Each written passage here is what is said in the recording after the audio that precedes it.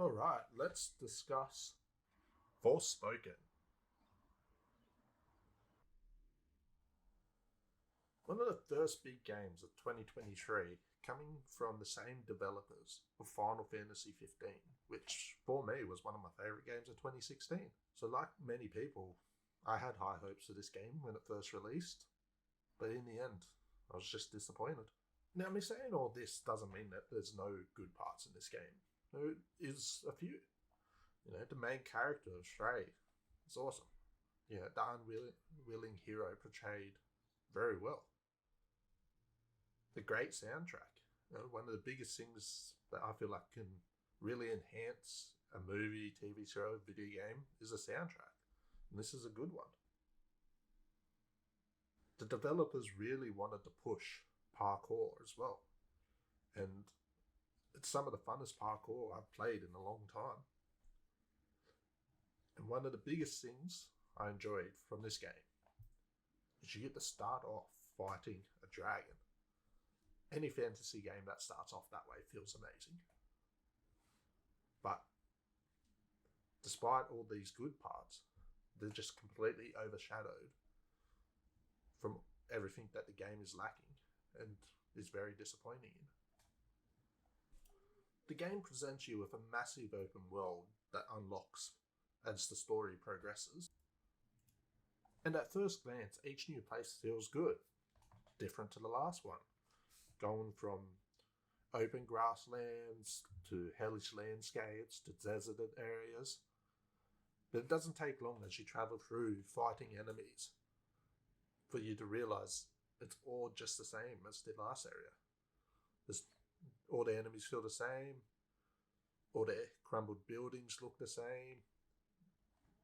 There's just no change from place to place. And each section of the map comes with many markers for you to go around and explore and do certain activities. But same with everything else. These become very stale very quickly and just boring to do.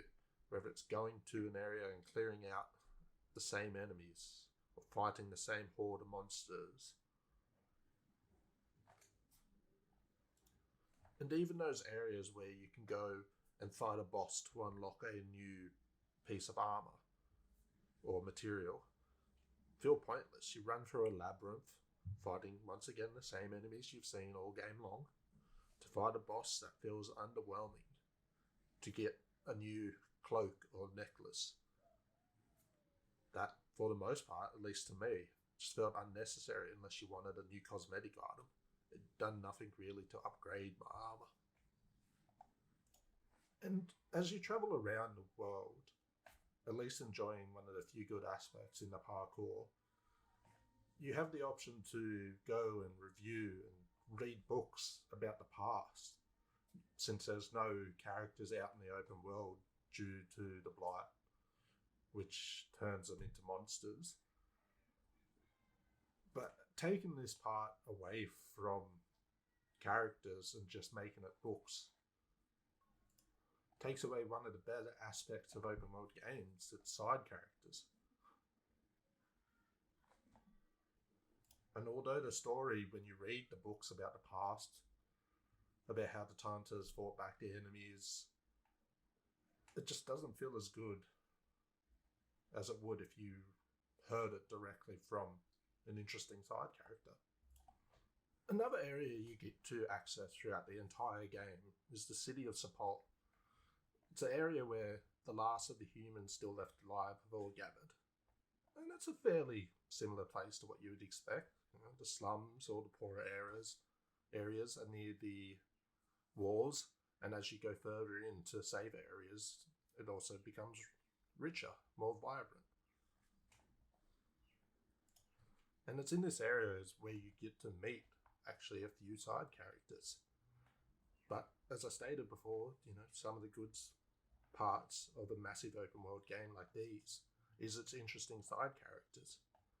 And while there are a few you get to see throughout the main story, the majority of characters are just uninteresting. They ask you to do tasks for them, and while it gives you a little bit extra to do, ultimately you just don't care. ultimately you just don't feel anything for them. You don't care about their problems. You don't really want to help them. They're just more of a nuisance having to go through and do these tasks for them if you choose to do them. Now it's time to discuss the combat.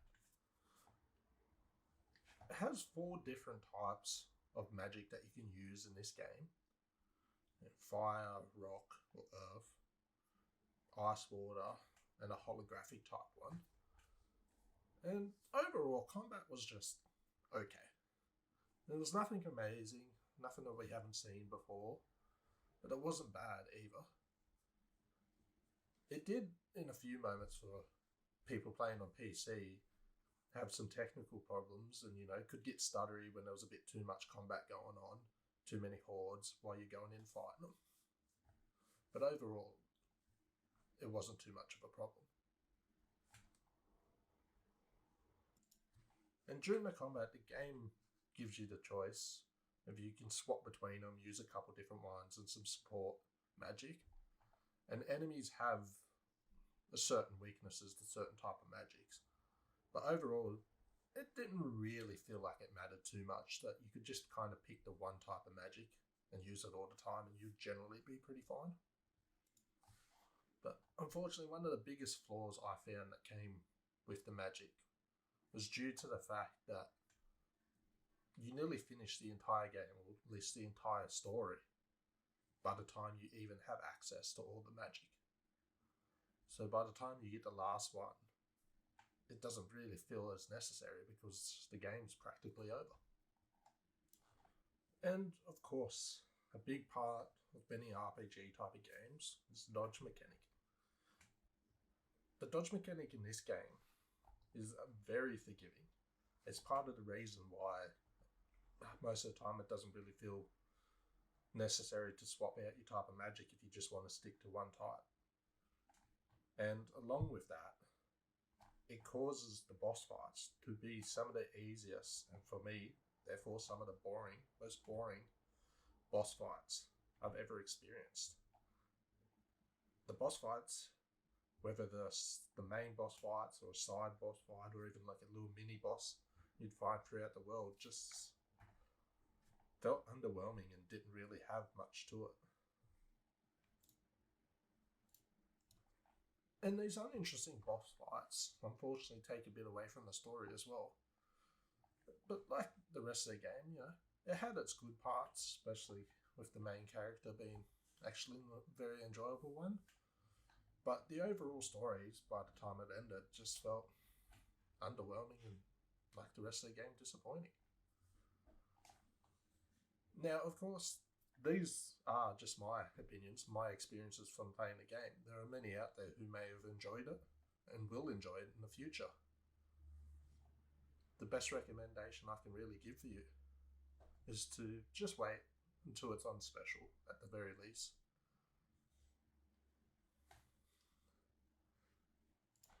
If you enjoyed this video, please hit the like and subscribe button, and I hope to catch everyone in the next video.